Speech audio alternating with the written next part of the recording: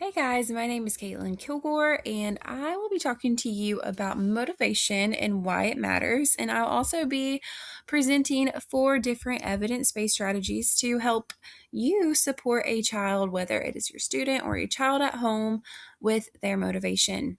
Okay, so we're going to start out with a question that before taking this course, I felt like I was asking myself all the time, whether it was either in teaching or as a parent, because I am a mom as well as a teacher.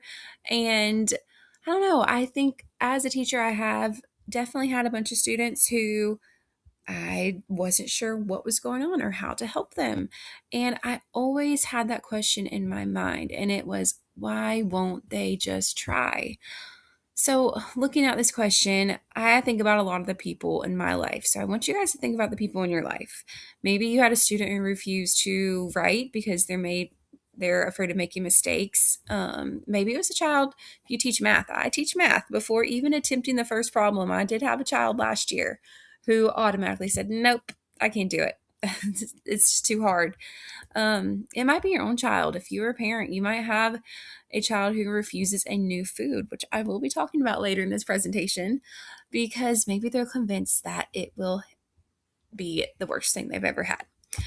And on the surface, these situations all look different, but underneath them usually is some type of motivational problem.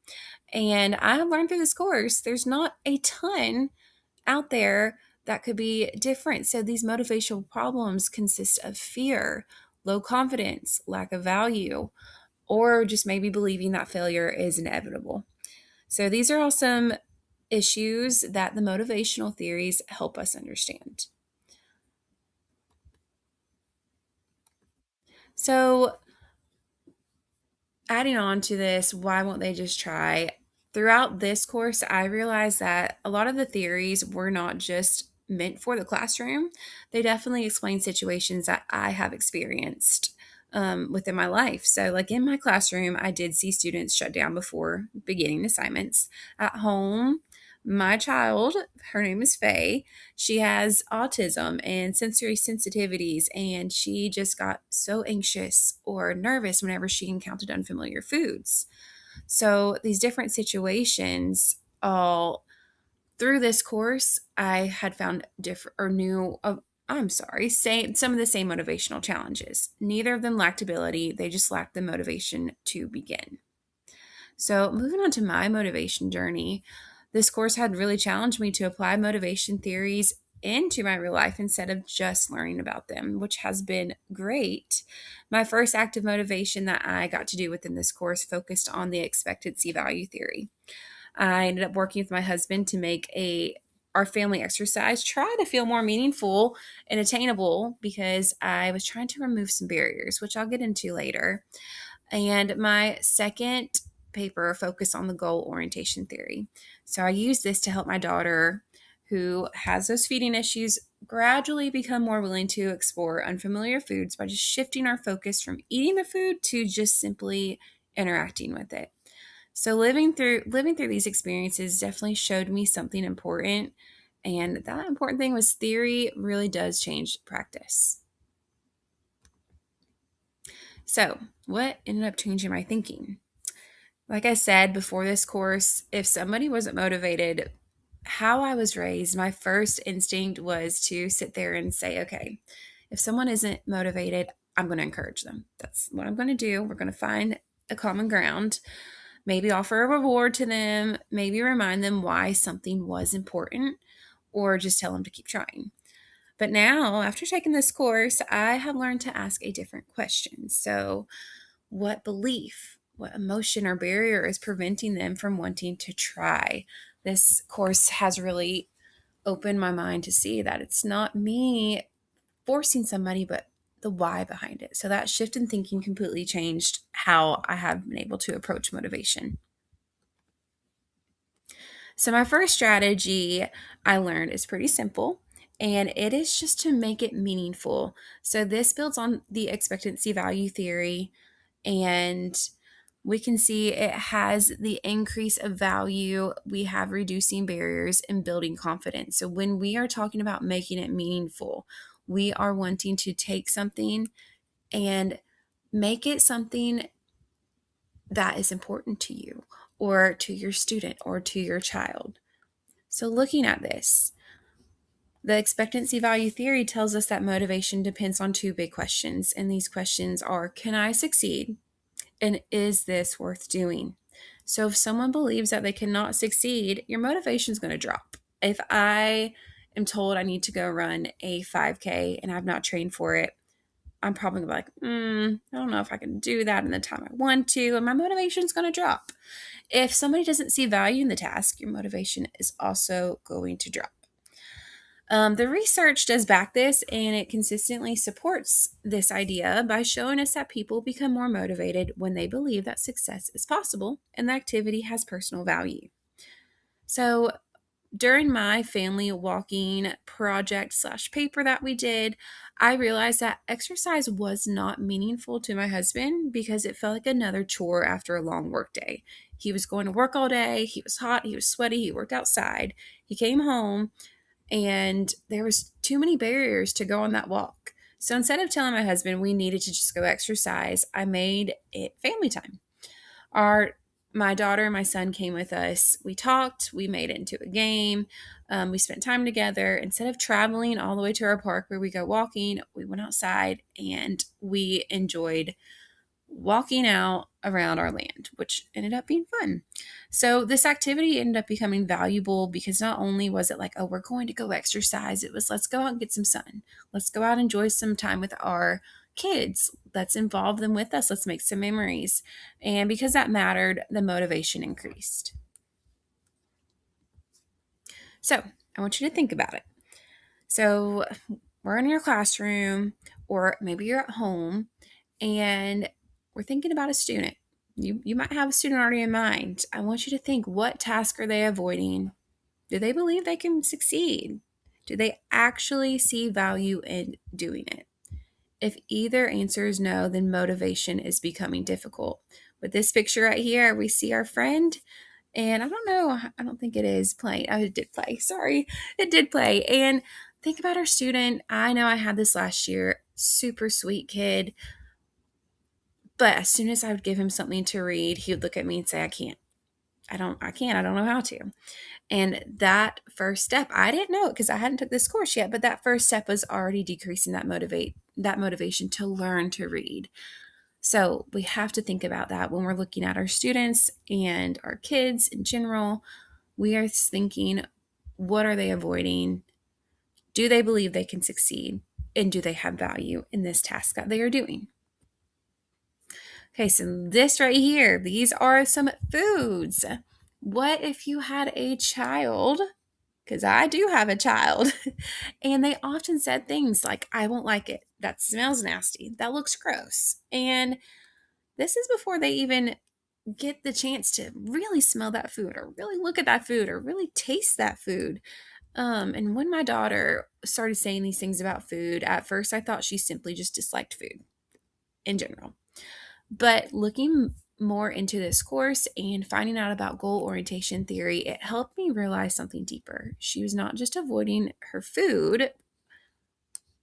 That wasn't her main goal, but she was trying, I think, in the long run to avoid failure, uncertainty, and uncomfortable sensory experiences. And I think this is what really changed my approach, because seeing how my daughter interacted with these foods and learning about the goal orientation theory really helped me realize how to better support her. So this is going to bring me to strategy 2, which is redefining success. So this again is part of the goal orientation theory. And the goal orientation theory taught me that success should be measured by growth, not by perfection. Okay, so according to the goal orientation theory, we really need it to be master oriented because the learners are focusing on improving. Performance oriented learners focus on providing themselves or avoiding failure. So, looking at this research, we see research by Yang and his colleagues, and they found that the mastery goals increased engagement while avoidance goals increased anxiety. Instead of expecting my daughter Faye to eat an entire new food, I changed our whole goal. So, success, instead of being like, okay, we're going to eat this whole food, you can do it, just eat the whole strawberry, because yes, she does not like strawberries. Success became just looking at the strawberry, smelling the strawberry. I had her put it on her lips. I said, let's make some lipstick with our strawberry. And touching the strawberry, feeling the seeds, or just taking one little bite. And I am telling you, these smaller goals really helped her build confidence.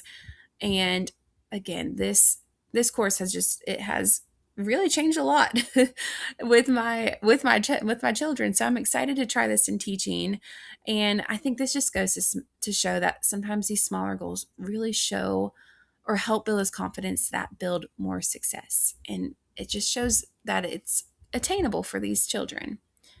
Okay, so moving on to the next one, how can we apply this to teaching? So this applies directly to education. Sometimes we accidentally make success so big that students never begin.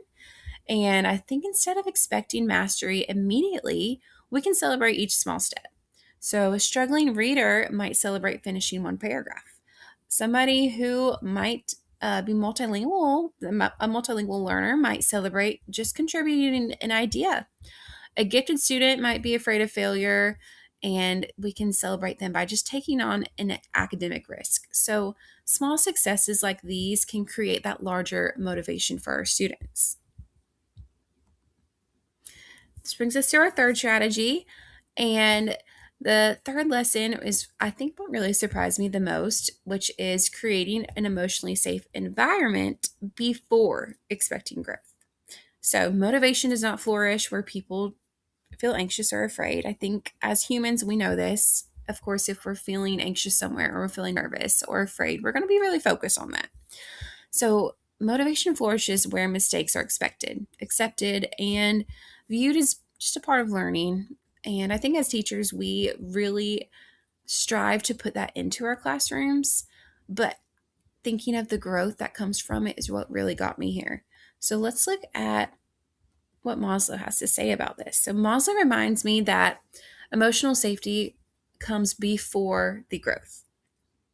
Research, including Bardock and his colleagues, they had a meta-analysis that supported mastery-oriented environments where learning is emphasized over the performance.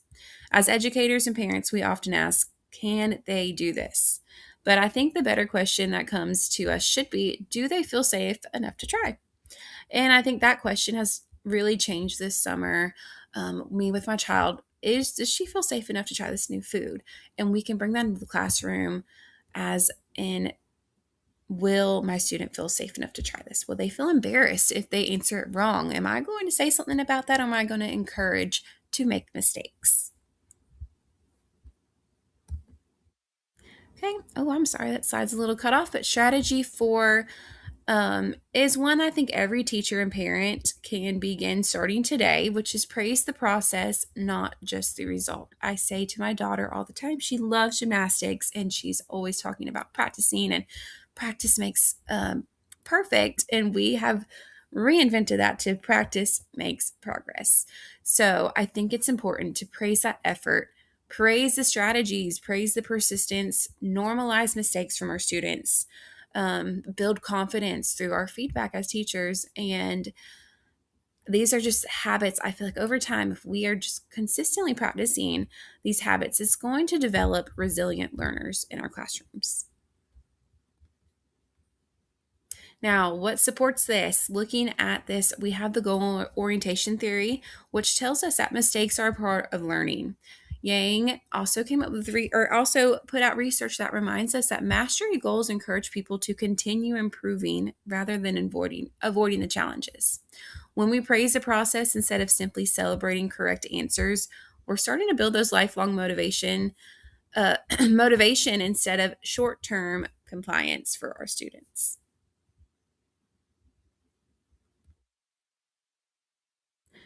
Now, what did not work? Definitely had some things that I would have advice, and a lot of it is more personal to what I did. So, one of the most valuable things I did learn was from reflecting on what did not work. So, pressure did not work. I know telling my husband, hey, we got to go. We got to start working out. That's not going to help, especially when it came to my daughter. Which this has been she is 7 years old. So this has been an ongoing thing. Pressure has been something I've tried with her. My husband and I both have been like, if you don't eat, you don't get to eat till later, or, if you don't eat, you don't get this dessert, and just trying to pressure her. And that definitely drove her motivation down, her confidence down. Nothing really good came from that. Rewards by themselves, that does not work either. I have tried this in my classroom. I've seen in my classroom, and I have seen if I'm just giving straight rewards, that's not helping increase motivation. Goals that felt impossible did not work either. We think about that with ourselves. If we set this super huge goal, I think there's always that time where we can of course reach it, but we have got to break it up to realistic steps. So if we think about that for ourselves, we have to think about that for our students as well and our kids as well. And expecting immediate success, I think this goes for anybody. I think as teachers, we know we can't expect immediate success from our kids, but I think for ourselves as well, it's so easy for us to think we need to succeed as teachers, or we need to get this master's done, and just trying to think of that motivation, the motivational theories behind it, as it is not going to be, it's not going to be done right now. We always have to just keep that in mind. Um, So, yes, motivation is not something we force. It's at the end something we cultivate. So, almost done here. 4 lessons that I want to keep in my classroom. I really need to put on a poster, I think, is to just have it, it's out of sight, out of mind. So, I need to keep it in sight, always thinking about it. So, as I move forward, I would love to keep these lessons, not only as a teacher, but as a mom as well, to make learning meaningful, make the goals attainable, create emotionally safe environments, celebrate the growth rather than the perfection or the mastery at the end. And these just 4 strategies have become a part of my life within the summer so far with my kids. And I just cannot wait to bring this into the classroom in August and continue with the newfound knowledge I have, and to help support my students. So, I would like to leave you guys with the same question we started with. Why won't they just try? So, after taking this course, I don't believe that's the right question anymore. The better question I think we can have is, what is standing in the way of them wanting to try? When we begin asking that question, I think that's where we really stop blaming the learner and start to understand them. So, whether you're working with a struggling reader, maybe a multilingual learner, a gifted student, a child with exceptionalities, or your own son or daughter, I think motivation really begins by helping people believe that they can succeed, showing them why the task matters, and creating a safe environment for growth and celebrating every step they take forward. So, I want to say thank you so much for listening. I hope these strategies encourage you to look beyond behavior, discover the motivation underneath it, and create some environments where every learner is feeling capable of growing. Here are my references, and thank you guys so much. I hope you guys enjoy the rest of your day.